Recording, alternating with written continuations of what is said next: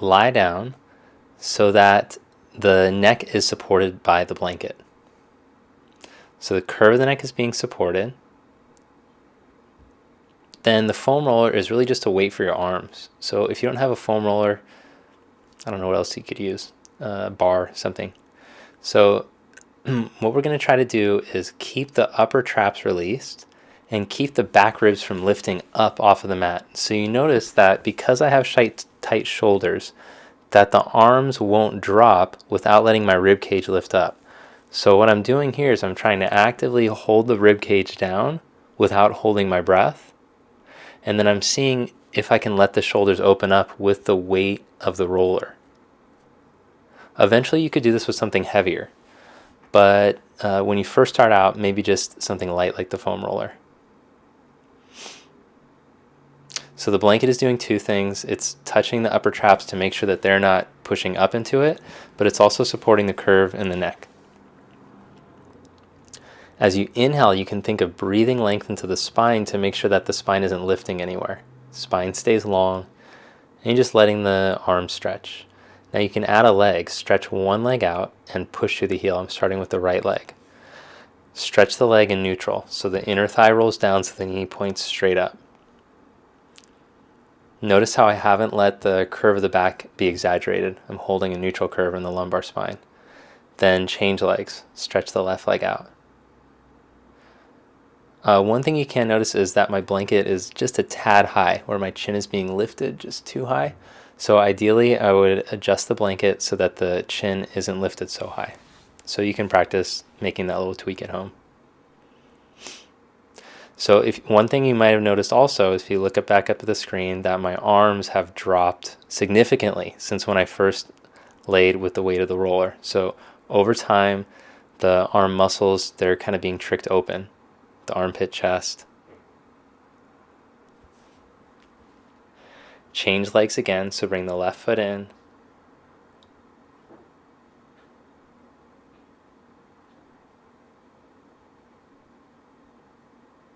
Then bring the arms back up, both feet on the floor. Take a breath.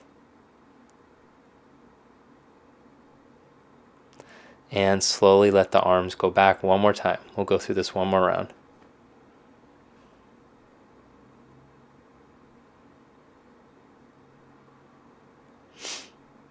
So maybe on this next round you get a little bit more opening. Be patient.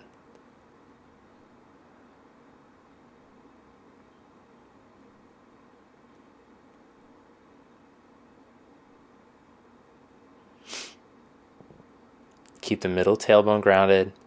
Keep the back ribs grounded. Then stretch the left leg out. Push through the left heel. Roll the inner left thigh down.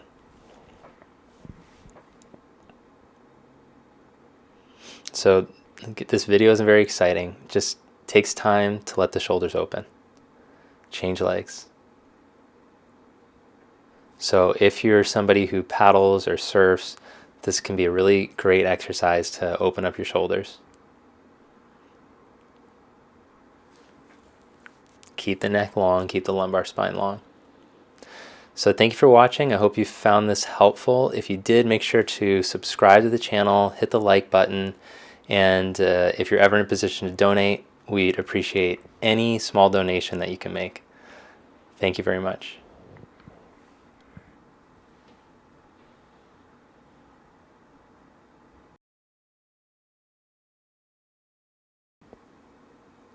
Hi, welcome back to Yoga with Tim. I'm Tim, and for today's class, you need to have a yoga strap. So please subscribe to the channel if you've been watching the channel, enjoying it. Hit the like button. That helps us out a ton if you can subscribe and hit the like button. And also, if you can donate, any small amount helps. You can do that on our main page on YouTube. So we're going to start off in the back with the feet down on the mat, and we're just doing some pelvic tilting to kind of pump the lower back and get the lumbar spine moving. So on the exhalation, you flatten the lower back, and on the inhalation, you arch the lower back. Now let's add some movement in the neck. So as you arch the lower back, also bring the chin into the chest. Then as you exhale and flatten out, stretch your chin away from the chest, so it's the opposite curve for the neck. Keep going like this. Inhale to arch the lower back, chin into the chest. Exhale to flatten out, chin stretches away from the chest. Then come into neutral.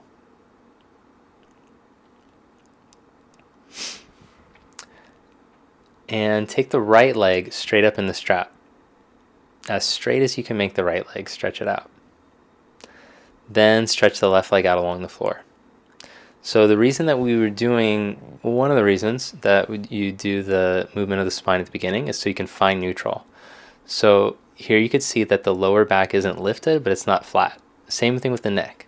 Chin isn't lifted, but it's not tucked. So as you hold your spine long, stretch the left leg, breathe lengthen the right leg. You can even do this little technique to help stretch the calf. You can kind of point and flex the foot. So when I injured my ankle a few months ago, I found this stretch really useful to opening up the calf, just rolling the ankle while I was doing a hamstring stretch. So if you find that helpful, you can do this. It can just help to get a little bit more dimensional movement. People always ask me how to get the back body more open, how to get the hamstrings more flexible. So this is just another little technique, little tool in doing it. Rebend the right knee. Then change legs. And by the way, this video is actually, I often get comments about how can I open my legs. No matter how much I practice, I still can't straighten my legs. So this video is really to try to get the whole back body to open. So if you can't straighten your legs in a posture like down dog, it's not just the hamstrings that are tight. You have to think about the whole back body, starting from the soles of the feet, going up through the backs of the legs, through the back of the spine, all the way up through the back of the neck, back of the skull even. So doing the same technique on the left leg here, holding the low spine in neutral, neck in neutral. Breathe the legs as straight as you can without forcing.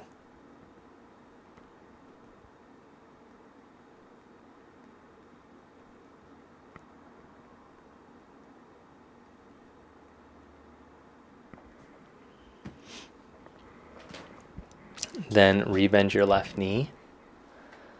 Strap can go to the side. Roll over to your side and press yourself up. Then put your back up against a wall. So we're going to do next a little technique to try to pull length in the back body and specifically in the spine. So if areas in the back body get tight, specifically if you spend a lot of time seated and you don't practice good posture, then that's going to affect all the postures, the yoga standing postures, and so on. So this is just a technique to teach you to sit more upright to help to lengthen the spine. And so we're also going to work on a hand position that can help to release the shoulder neck tension. So I've turned the hands so that the thumbs point out and the fingers point back. The back is up against the wall as flat as possible, and the knees are bent, the feet are on the floor, so I'm pressing the inner feet down and the knees are pointing straight up. The neck is long, back of the head's against the wall. Now stretch your arms forward and pretend like you're reaching through the heel of the hand as you spread your fingers and stretch your fingers down. The upper traps shouldn't lift. So keep the upper traps released, keep the neck long. Now slowly raise one arm, but don't let the back leave the wall. And then see if you can raise the other arm up to meet it. Press the feet down. Press the tops of the buttock bones or middle of the buttock bones down. Keep the back ribs against the wall and the back of the skull like it's trying to stretch up the wall as you raise the arms. Most importantly, breathe in and out through your nose. Slowly lower one arm back down and then the other.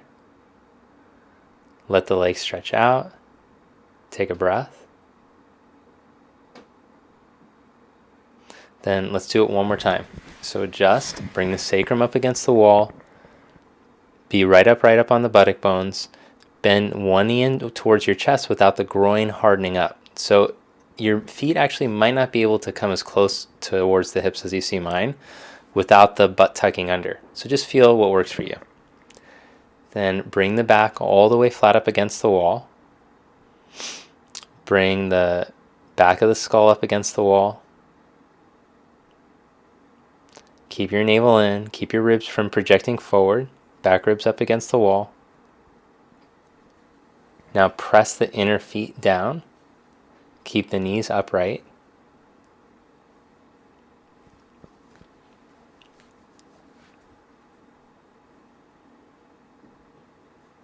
Slowly stretch the left arm forward now. Spread the fingers, and then the right arm. So when you take the hand in this position, it's also demanding that the nerves get pulled as long as they can. So now visualize the nerves that run down the back of your neck, through the backs of the shoulders, out through the fingers. Visualize those nerves getting longer instead of your neck getting shorter to raise the arms. So now slowly start to raise the arms up, release the upper traps, and now visualize those nerves like they're getting longer out through your fingers as you reach here. Keep stretching, stretching, reaching, but try not to let the back ribs leave the wall. Spread the back ribs into the wall. Release the upper traps. Now stretch those arms and reach, but keep pressing the inner feet. Don't let the knees play out. Slowly lower one arm and then the other. Let the knees go open and take Baddha Konasana. Soles of the feet together. Knees apart. Sit up tall.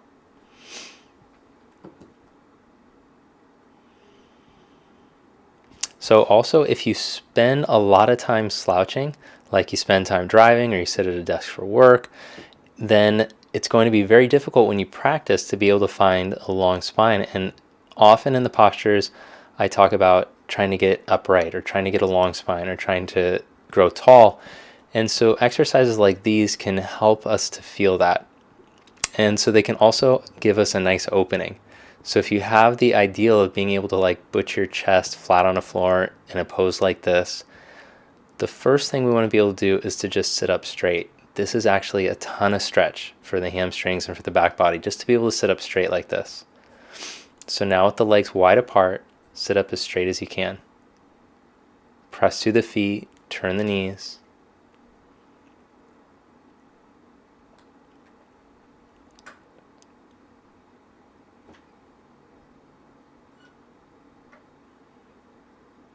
Okay, then release that one.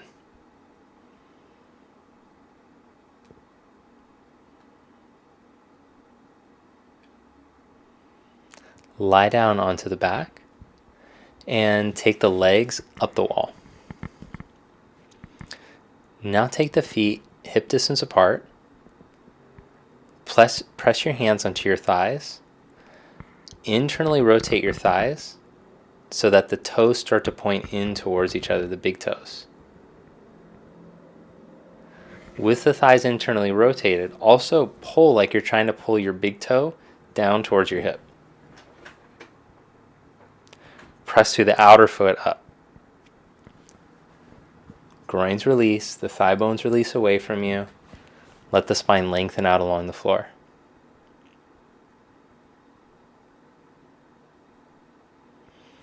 So being able to hold an L shape, very important, very functional for the body. So we're going to test the body's ability to do this, and we'll see if we can add arms. So releasing the thigh bones, see if you can take one arm up and overhead. If the spine starts to lift or the thighs start to lift away from the wall, then you have to bring the arm back down. Maybe if it's going well with one arm up, you could take both arms up. But if you feel your back ribs lifting up or you feel your chin starting to lift up, you might just have to work it with your arms down at your side. See if you can hold here about 20 seconds longer. Thigh bones press towards the wall. The thighs internally rotate. The big toes are pulling towards your hips. Now slowly bring the arms back down, one at a time. Let the knees bend. Take the legs in Baddha Konasana.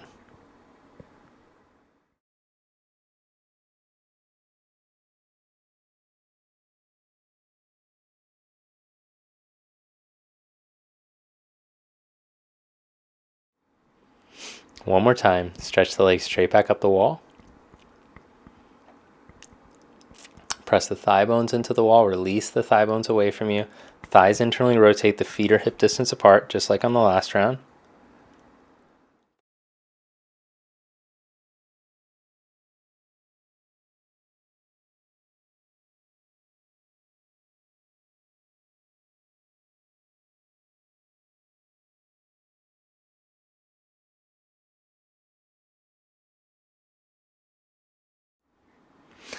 Then, once again, as you press through the outer feet up and pull the inner feet down, see if you can take the arms overhead one at a time.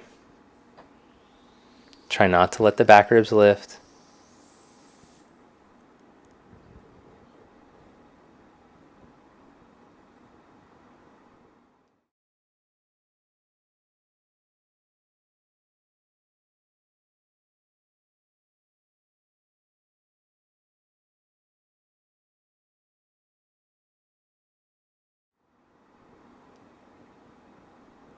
Good, then slowly bring your arms back down. Rebend the knees, soles of the feet together, knees apart.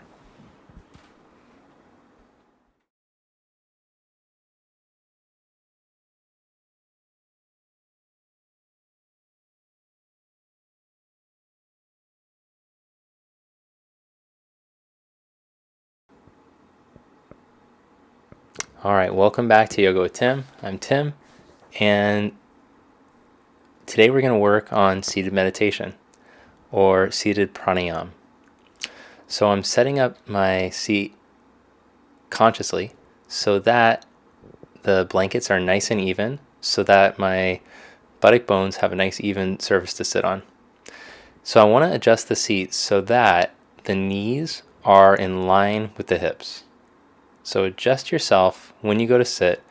If you notice when I sit flat, see how my knees come up above my hips. So I have to put enough under my buttock so that it feels like the thigh bones drop down.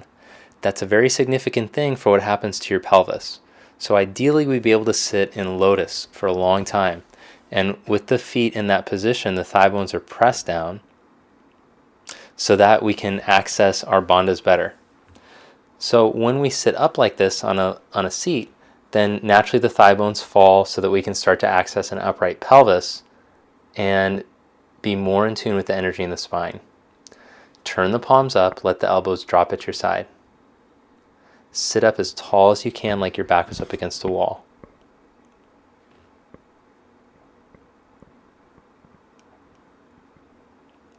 So at first we're just going to practice sitting upright. As you sit upright, watch your abdomen inflate and deflate in response to your breath. No strain, no tension. Accept the effort to sit upright. Let everything else go.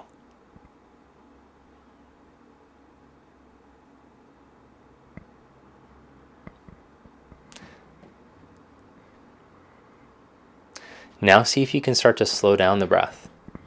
Start to slow down the breath and visualize your breath moving into your lungs like how you would fill a jug of water. So like you put a jug of water under the sink and you're watching the water go into the jug all the way down to the bottom, and then it spreads out to the sides and starts to fill up all the way up to the top.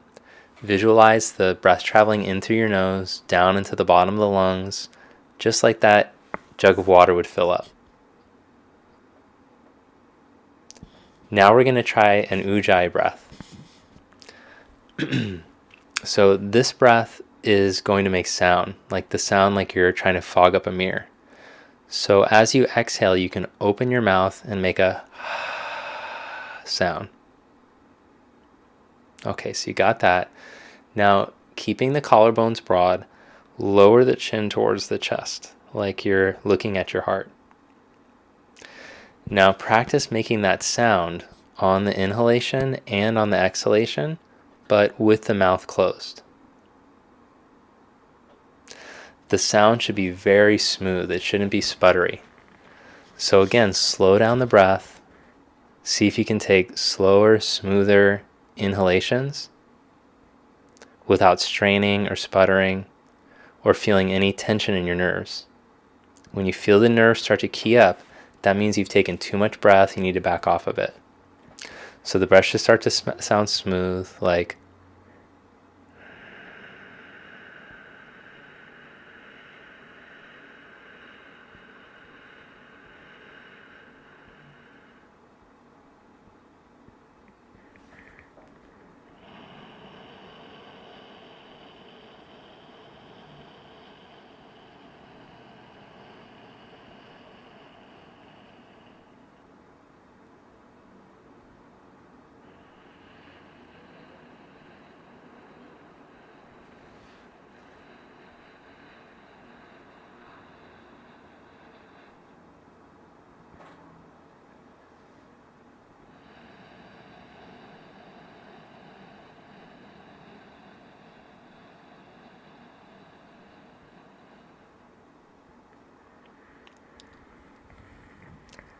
allow for little pauses in between the inhalation and the exhalation.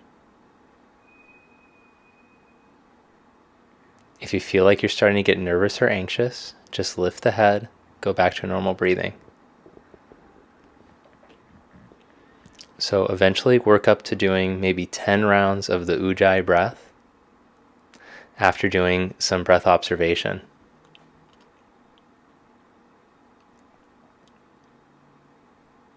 Lift your head if you haven't already.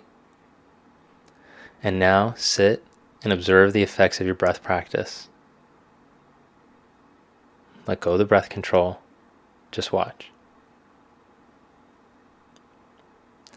Then come off of the blankets, lie down on your back with a blanket underneath your head. So very important after you practice pranayama to take a shavasana totally flat. Lie flat, let go. Let the nerves relax. Thanks for watching. Namaste.